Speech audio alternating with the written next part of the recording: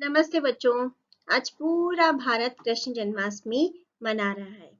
कृष्ण जन्माष्टमी क्यों मनाते हैं ये मैं आपको बताना चाहती हूँ। बहुत समय पहले बच्चों भारत में द्वापर युग था, जिस युग में श्री कृष्ण का जन्म हुआ था। उस युग का नाम था द्वापर युग। उस युग में एक बहुत ही सुंदर नगरी थी जिसका नाम था मथुरा। मथुरा का एक राजा था जिसका नाम था कंस, जो बहुत ही दुष्ट और अत्याचारी राजा था। वो गरीबों पे बहुत अत्याचार करता था, अपनी प्रजा को बहुत दुखी रखता था। कंस ने अपनी बहन देवकी का विवाह अपने मित्र वासुदेव से करवाया, लेकिन तभी आकाश में एक आकाशवाणी हुई कि देवकी और वासुदेव की 8वीं संतान कंस का वध करेगी।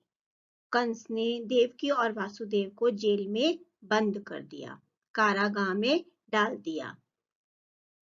कुछ समय बाद देवकी और वासुदेव के यहाँ एक छोटे से बालक ने जन्म लिया, जो थे श्री कृष्ण।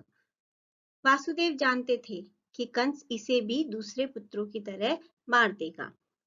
वासुदेव ने उफनती हुई यमुना नदी को पार किया और जा पहुंचे एक सुंदर नगरी वृंदावन। वृंदावन में नंद बाबा के यहाँ भी उसी समय एक पुत्री ने जन्म लिया था। वासुदेव ने कृष्ण को माँ यशोदा के पास सुला दिया और उनकी पुत्री को लेकर वापस चले गए।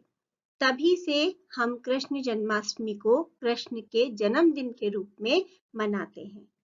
माँ यशोदा की गोद में खेलकर कृष्ण बड़े हुए और उनके साथ ही उन्होंने अपना पूरा बचपन बिताया। तभी से पूरा वृंदावन कृष्ण का पसंदीदा भोजन था माखन। कृष्ण को अपने साथियों के साथ माखन चुराकर खाने में बहुत मजा आता था।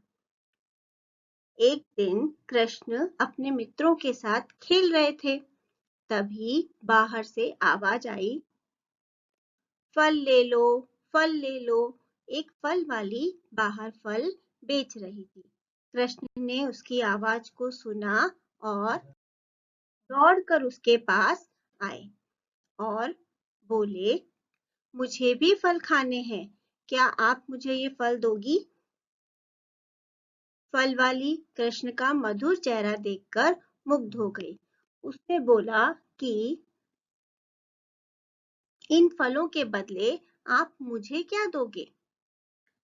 श्री कृष्ण अनाज के गोदाम में गए और वहां से वो एक मुट्ठी अनाज लेकर सीधा उस फल वाली के पास पहुंच गए।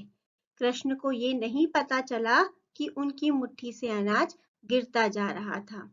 उन्होंने अनाज फल वाली को दिखाते हुए कहा, आप ये अनाज ले लो और मुझे बदले में फल दे दो। लेकिन फल वाली बोली कि यहाँ अनाज कहाँ है, सारा अनाज तो गिरा दिया। कृष्ण ने चारों तरफ देखा, उनके हाथ से अनाज गिर गया था। कृष्ण सोच रहे थे कि अब वो क्या करेंगे। तभी फल वाली ने कहा कि फल के बदले आप एक बार मेरी गोद में बैठकर मुझे माँ कहो।